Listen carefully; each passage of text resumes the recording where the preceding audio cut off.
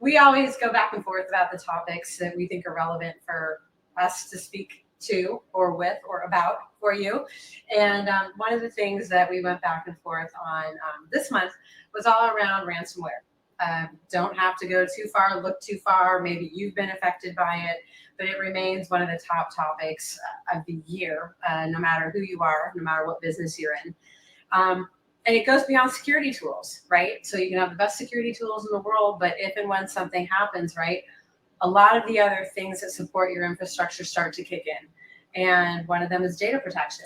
And one of the things you hear a lot about nowadays in the marketplace is that data protection is ransomware protection. And Sheen and I started talking about this, and hey, is this something we ought to talk about? And I started getting a lot of attitude and pushback on that. Is it or is it not? Is that sufficient? And so we thought we'd tackle that today because it really is something that you hear a lot about in the market. And if you're not paying close enough attention or asking the right questions, it might affect the decision you make and the quality or your ability to actually recover from a ransomware attack. So tell me what's about that attitude I got.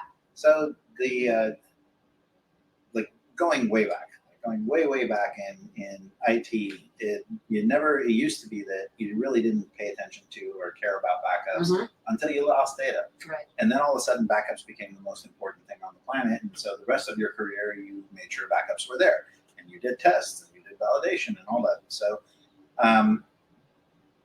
I think we've come to a place where we realize backups are pretty critical, and it's become, there's a lot of regulatory concerns that require data protection of some kind. Disaster recovery, which implies there is data protection that is being either moved off site or replicated someplace else. So data protection has become kind of like the table stakes for IT. And it is really one of those proactive steps you want to take for data loss, no matter how it happens, whether it's, a fire, weather, you have to move out of your office in the pandemic and you have to restore someplace else, or ransomware.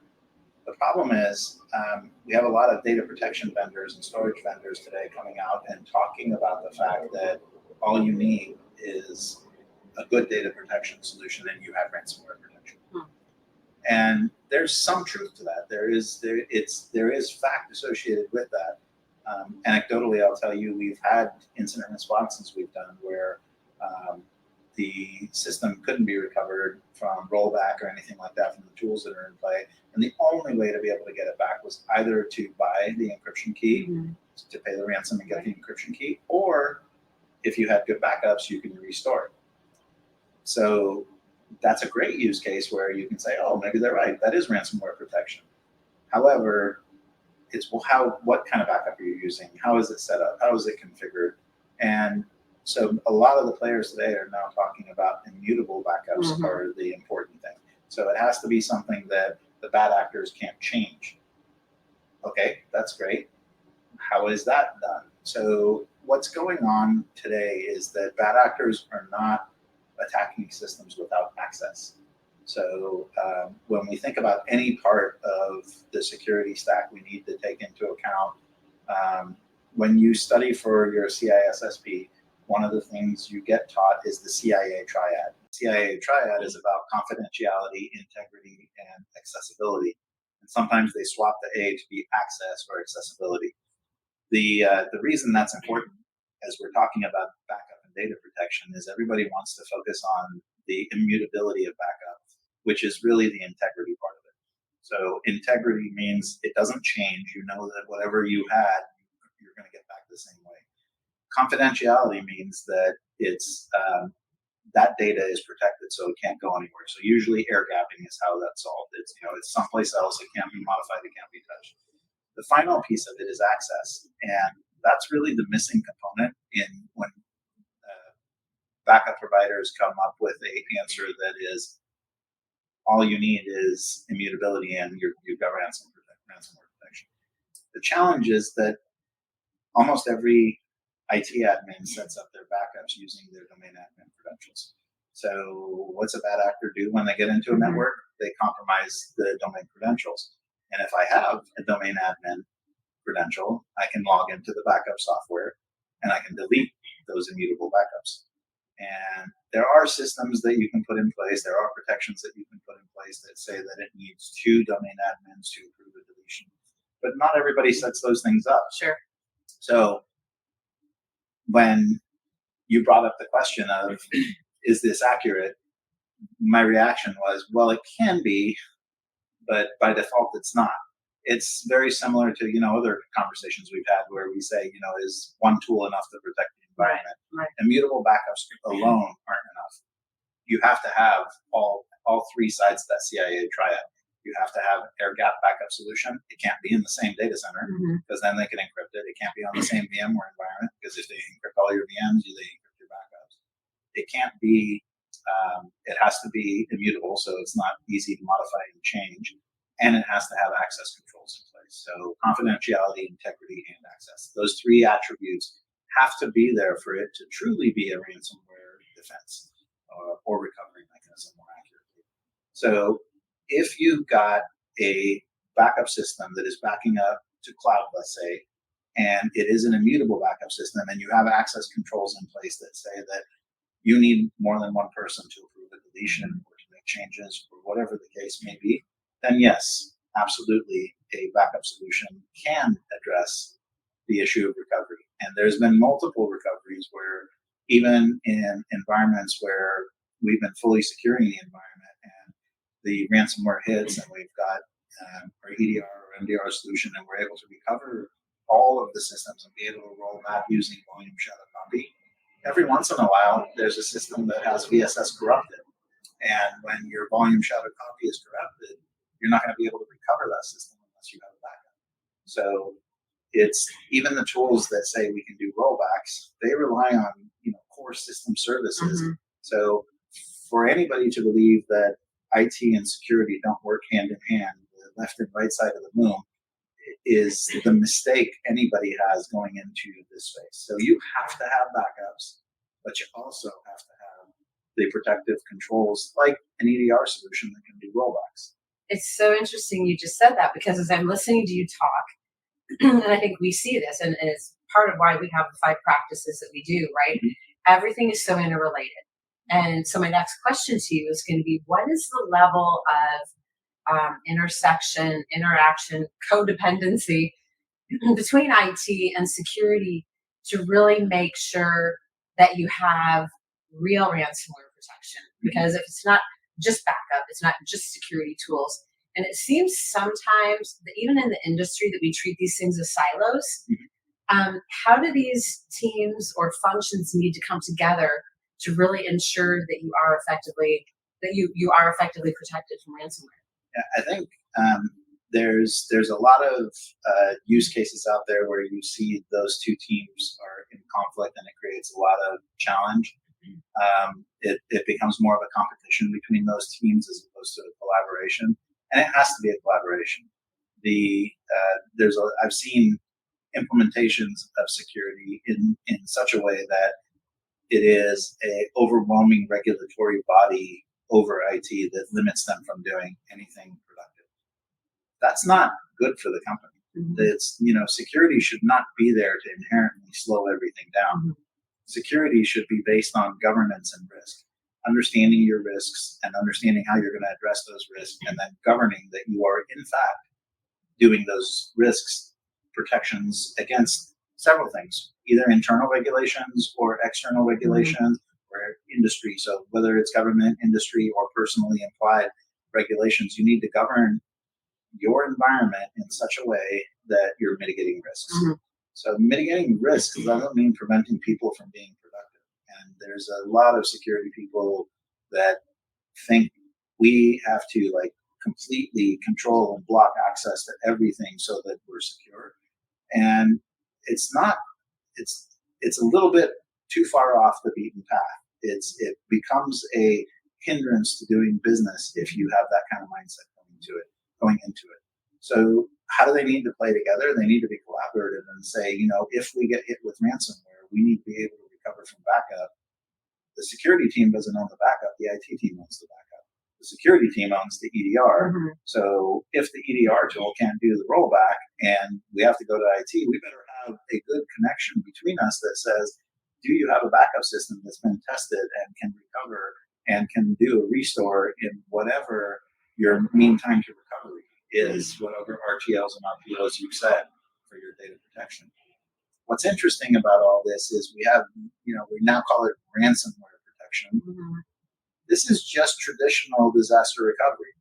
The disaster happened to be ransomware. Right. But it's really nothing new. It's something we've been doing for decades and decades in IT and technology. And we still have to decide risk-based approach to how much risk can the company take if this system is down for X hours. Therefore, what is our recovery time objective? And what is our recovery point objective? How long does it take us to restore? And how far back can we go? How much data can we lose? So those are the only two factors that apply here. And if the answer is we have transactions that happen every day that we can't lose, then maybe your recovery point objective is 4 hours. I can't lose more than 4 hours of data. Our team can reload those last 4 hours. And your recovery time objective is you need to be back up and running in 4 hours. So now you have to have, that's a very short RTO and RPO that you have to be able to recover. And you better have a backup system that has immutability so that the bad actors can't encrypt it, is air gap, but it better be air gap in such a way that you can restore it in 4 hours and it doesn't take you days to restore. And lastly, it has access control so the bad actors can't delete those backups. Well, and I think you mentioned, you just mentioned kind of the things that were in my mind.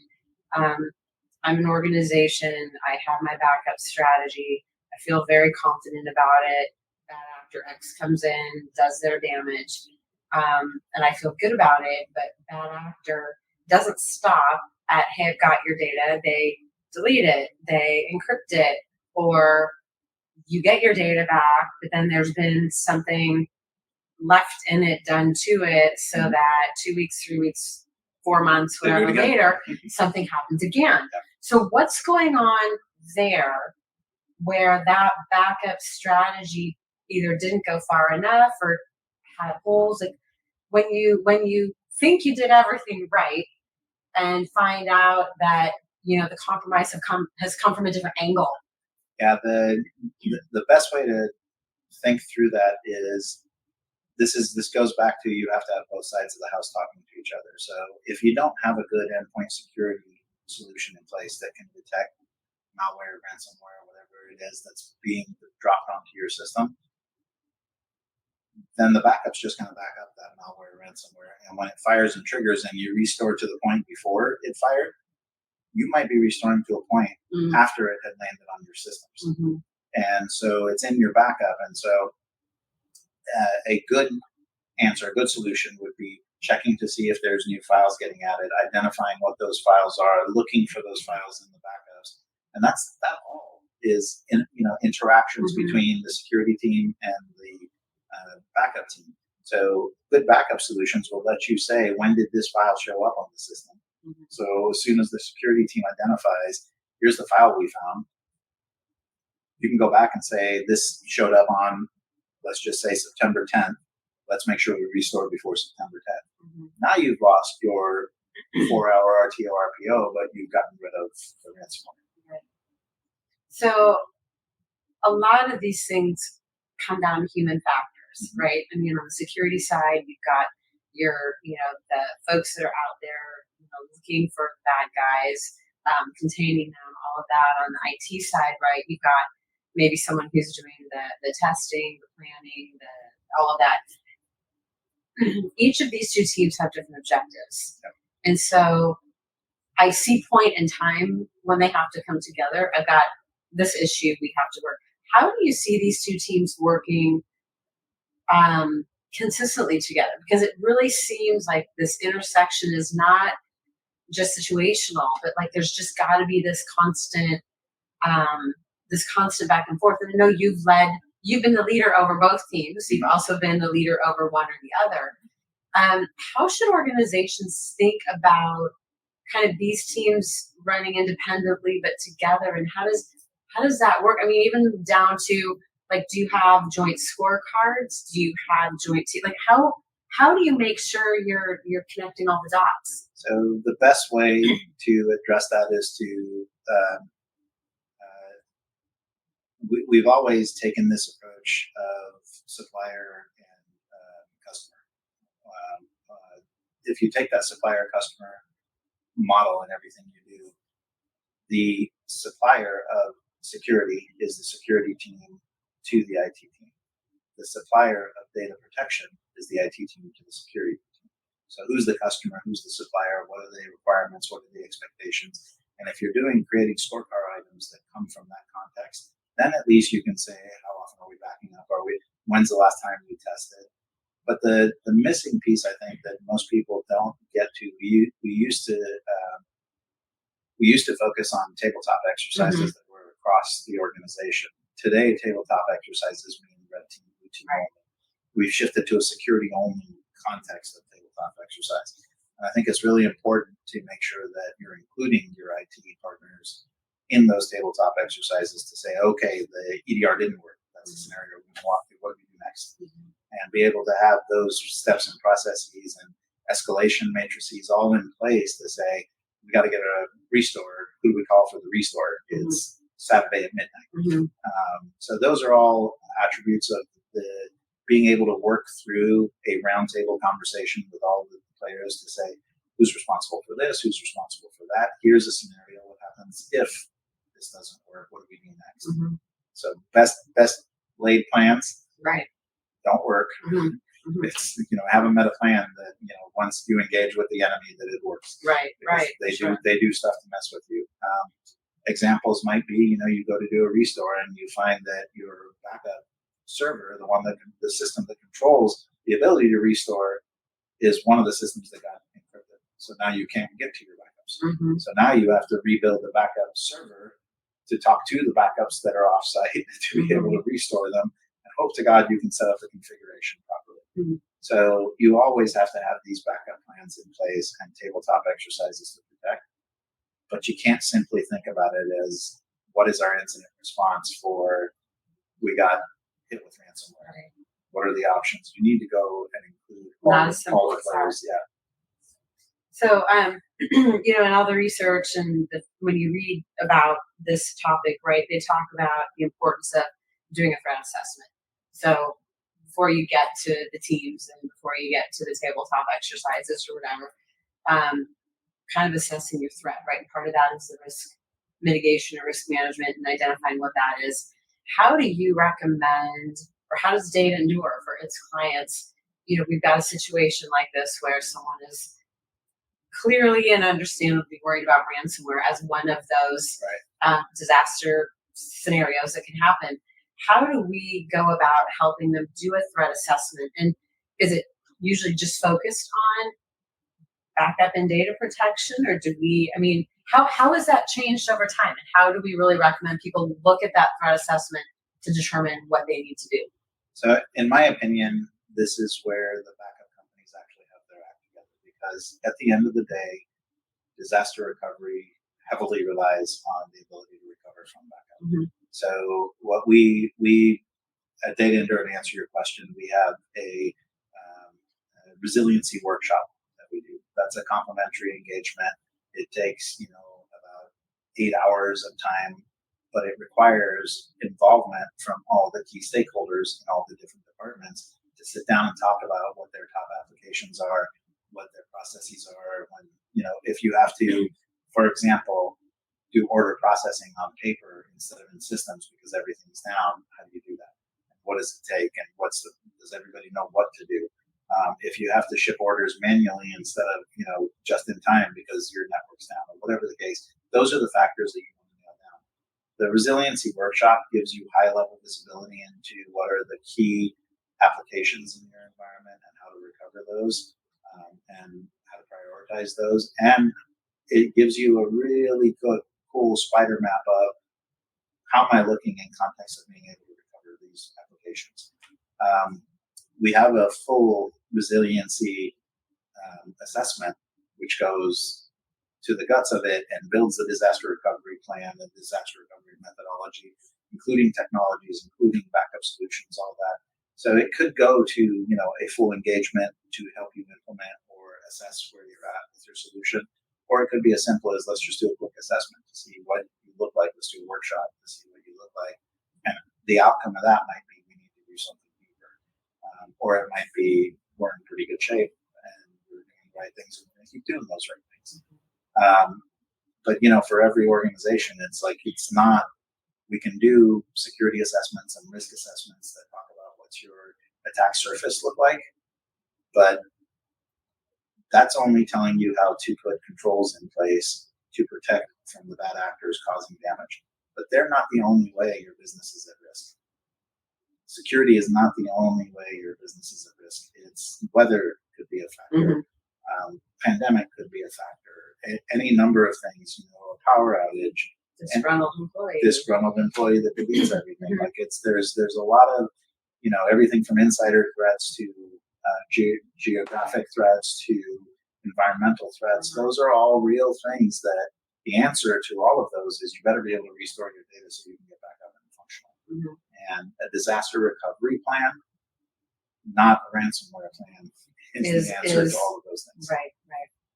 What is the one thing, as we wrap up, what is the one thing you think is most misunderstood about this area? So if you were to just leave folks with something, that they might make an assumption about, or they might think that you might just want to set the record straight.